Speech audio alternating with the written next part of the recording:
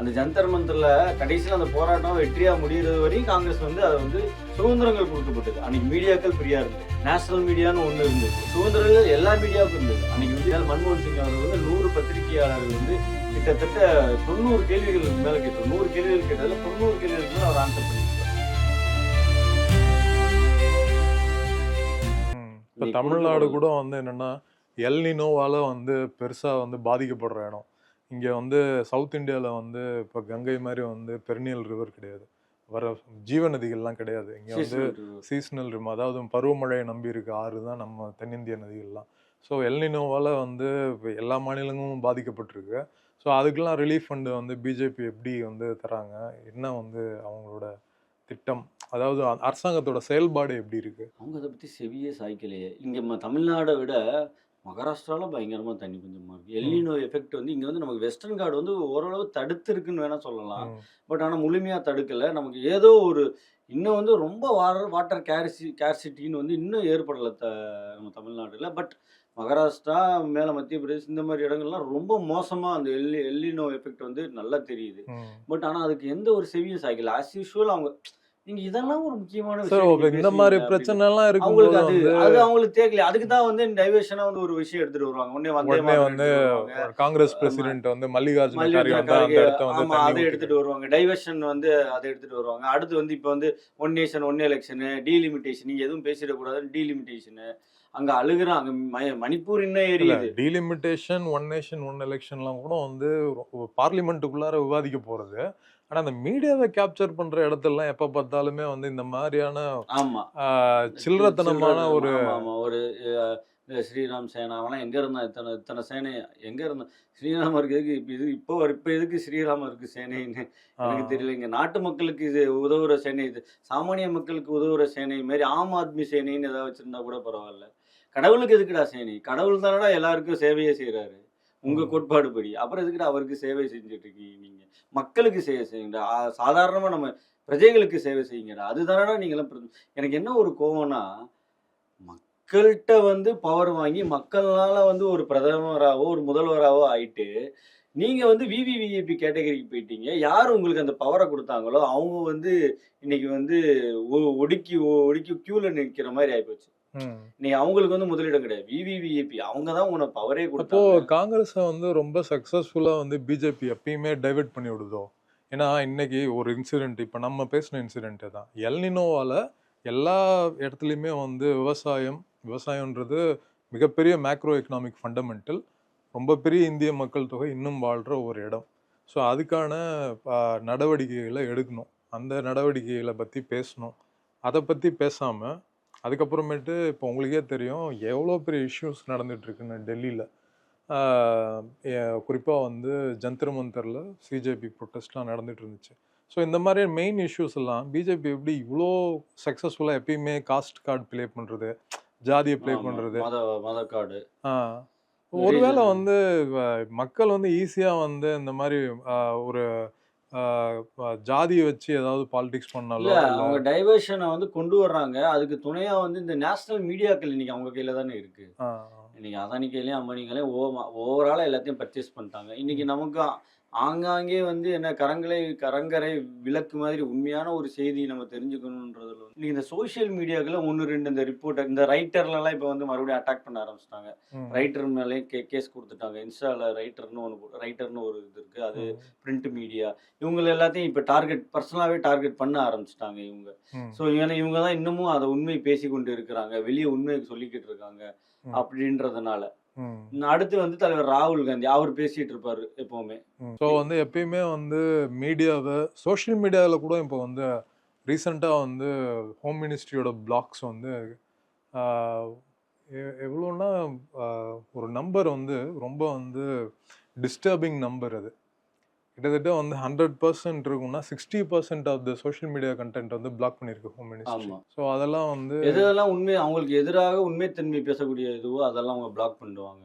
அவங்களுக்கு தேவையான இந்த அர்ணப் இந்த மாதிரியான ஒரு என்டிடிவி இவங்கெல்லாம் வந்து சத்தமா பேச வைப்பாங்க, லவுட் நாய்ஸ் மேக் பண்ணுவாங்க. உங்களுக்கு இதுல வந்து ஒரு சைலண்டாவே வந்து ஒன்று அழிஞ்சு போன ஒரு நியூஸ் தான்.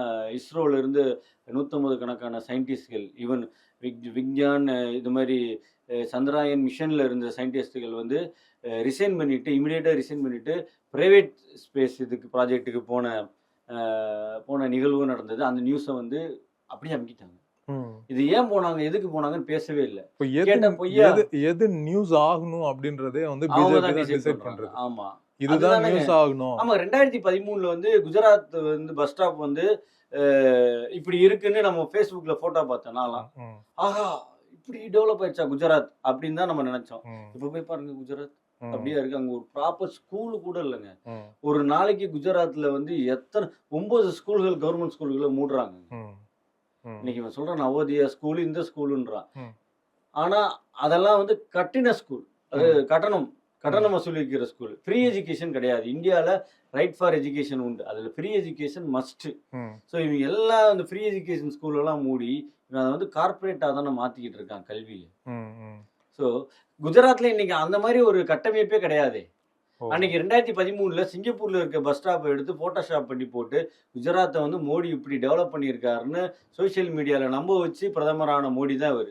ம், இன்னைக்கு அவரோட சாயங்கள்லாம் வெளுத்தே போச்சு. இன்னைக்கு குஜராத்தோட நிலைமையெல்லாம் ரொம்ப மோசமா இருக்கு. அது என்ன கிரவுண்டா இருக்குன்னா இப்போ வந்து இண்டஸ்ட்ரியலிஸ்டோட கிரவுண்டு தான். அங்க வந்து வெறும் லேபர்ஸா தான் மக்களை மாத்திருக்காங்க. கல்வியை சாமானிய மக்கள்கிட்ட இருந்து கல்வியை எடுத்துட்டாலே ஆட்டோமேட்டிக்கா அவன் பாண்டட் லேபர் ஆயிடும். கல்வி கொடுத்தா நீ வந்து ஒரு சொசைட்டில ஒரு லெவலுக்கு வளர்ந்துருவ, நீ வந்து லேபரா இருக்க மாட்ட. மீடியான்றத வந்து ஃபோர்த் பில்லர் ஆஃப் டெமோக்ரஸி அப்படின்னுவாங்க. ஜனநாயகத்தின் 4வது தூண்ன்றது ஊடகம் அப்படின்றது. மீடியான்றது ஃபோர்த் பில்லர். அதை வந்து பிஜேபி வந்து இவ்வளோ ஸ்ட்ராங்கா வந்து அந்த தூணையே வந்து அவங்க பக்கம் நகர்த்தி வச்சுக்கிறாங்க அப்படின்னா. ஆமா சார். அதனால தான் சார் அவனால 3வது முறையாவே ஆட்சியை பிடிக்க முடிஞ்சது. உங்களுக்கு எல்லா கவர்மெண்ட்டோட எல்லா ஆர்கனைசேஷனையும் கேப்சர் பண்ணிட்ட. மெயினானது என்னது ஜுடிஷியரி, எலெக்ஷன் கமிஷனு எல்லாத்தையுமே நீ கேப்சர் பண்ணி வச்சுட்ட. இனி அடுத்து மீடியாவையும் நீ கேப்சர் பண்ணிட்டு வச்சுக்கிட்டா தான் நீ வந்து உனக்கு என்ன தேவையோ. ஜுடிஷியரியை கேப்சர் பண்ணாங்கன்னு சொல்ல முடியாது. மீடியா கேப்சரிங் வந்து நீங்க இவ்வளவு நேரம் விவாதித்ததை வச்சு மீடியா வந்து கேப்சர் நடந்திருக்கு எலெக்ஷன் அப்படின்னு கமிஷன் தெரியுது. கேப்சர் பண்ணி தானே சார் வச்சிருக்காங்க. ம், அது அப்பட்டமான உண்மை தானே சார் அது. ம், இன்னைக்கு வந்து 3 பேர் எதிர்க்கட்சி தலைவர், ஹோம் மினிஸ்டர், பிரைம் மினிஸ்டர் இவங்க 3 பேர் ஜட்ஜு. இவங்க 3 பேரை செலக்ட் பண்ணக்கூடிய எலெக்ஷன் கமிஷனோட ஹெட்டை வந்து அந்த ரூலையே மாற்றி அதை வந்து அதில் வந்து ஹோம் மினிஸ்டரை கொண்டு வந்துட்டாங்க. எதிர்க்கட்சி தலைவர் சும்மா வச்சிருக்காங்க. அப்போ பிரைம் மினிஸ்டர், ஹோம் மினிஸ்டர், எதிர்க்கட்சி தலைவர்.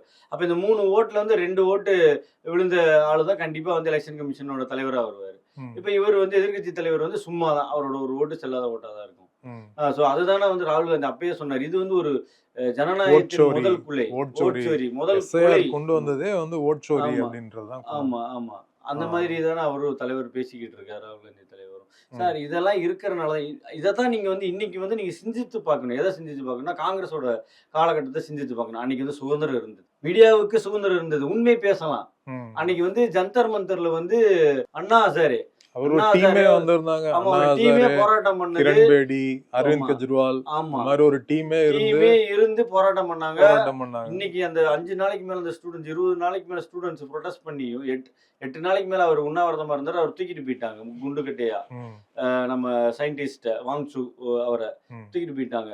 ஆனா இந்த ஸ்டூடெண்ட்ஸோட ப்ரொடெஸ்ட் வந்து கடைசியில போலீஸால அடிச்சு விரட்டி ம். ஒரு ஸ்கேனரை வச்சு ஒருத்தரையும் வீடியோவில் எடுத்து அவங்களோட பயோடேட்டா எடுத்து வீடு வீடா போய் அவங்க மேல கேஸ் போட்டு அடிச்சு இவங்க ப்ராமிஸ் பண்ணதே நீங்க வித்ரா பண்ணுங்க, நாங்க ரிசைன் பண்ணிட்டோம், வித்ரா பண்ணுங்க, உங்க மேல எந்த ஆக்ஷனும் எடுக்க மாட்டோம். பார்லிமெண்ட்டே வரல. வரல. ஆமா ஹோம் மினிஸ்டரும் சரி, பிரைம் மினிஸ்டரும் சரி, ஆமா அந்த இந்த விவாதத்துக்கு வரவே இல்லை. செஷனுக்கே இந்த கூட்டத்தொடருக்கே வராம வந்து ஒரு லாஸ்ட் 2 நாள் தான் வந்து ஹோம் மினிஸ்டர் வந்து அட்டெண்டன்ஸ் போட்டு போயிருக்காரு. ஆமா அவர் அட்டெண்டன்ஸ் போட்டு வரீங்களா டிபேட்டுக்கு, பொது டிபேட்டுக்கு கூப்பிட்டாரு. நம்ம கூப்பிட்ட டிபேட் வேற, காங்கிரஸ் கூப்பிட்ட டிபேட் வேற, அவர் பொது டிபேட் வேற ஏதோ ஒரு டிபேட்டுக்கு கூப்பிட்டார். மறுபடியும் சம்பந்தமே இல்லாத டிபேட்டு கூப்பிட்டோன்னே காங்கிரஸ் அதை நிராகரிச்சு. அந்த டிபேட் வேணா இந்த இளைஞர்களை அடிக்க சொன்னது யாருன்ற ஒரு டிபேட்டு தான் அவங்க கேட்டாங்க. காங்கிரஸ் முக்கியமான கேள்வி கேட்டாங்க.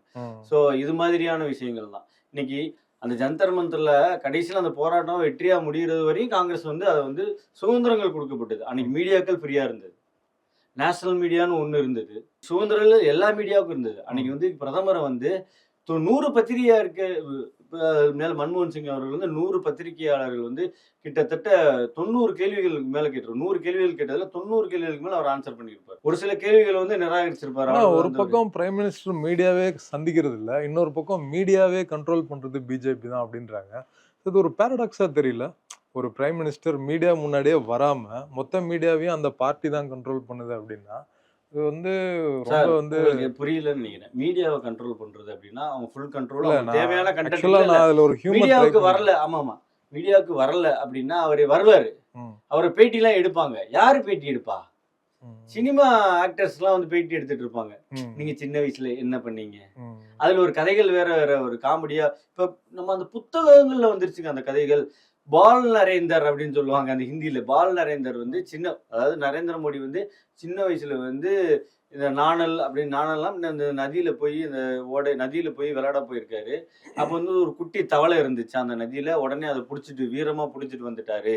ம். வீட்டுக்கு எடுத்துட்டு வந்துட்டாரு. அவங்க அம்மா கிட்ட காட்டினாரு. அம்மா நான் அந்த முதலைய வந்து குட்டி முதலைய வந்து எடுத்துட்டு வந்துட்டேன் அப்படின்னு ஒரு கதையெல்லாம் ஆக்சுவலா போட்டு வச்சிருப்பாங்க. அதாவது வந்து டெக்ஸ்ட் புக்ல கன்ஸ்ட்ரக்டிவான டிபேட்டுக்குள்ளார மீடியாவை அவங்க கண்ட்ரோல் பண்ணல. வரமாட்டாங்க. அதாவது காங்கிரஸ் இன்னைக்கும் வந்து இல்ல காங்கிரஸ் இல்ல வந்து இன்னைக்கும் கன்ஸ்ட்ரக்டிவா காங்கிரஸ் கேக்குது. மீடியாவை ஆமா, ஹேண்டில் இன்னைக்கும் பண்ணுச்சு. காங்கிரஸ் என்ன கேக்குதுன்னா, இது வந்து இன்டர்நேஷனல் லெவல்ல இந்த கேள்வி கேட்கப்பட்டது. மோடி வந்து எப்பவுமே வந்து அஹ், பத்திரிகையாளர்களின் கேள்விகளுக்கு பதில் சொல்ல மாட்டார். ம், இந்த மாதிரி இன்டர்வியூ கொடுப்பாரு. ம், பிரைவேட் இன்டர்வியூஸ் நிறைய அந்த அஹ், அதாவது அந்த பிரைவேட் இன்டர்வியூஸ் எப்படி இருக்கும்?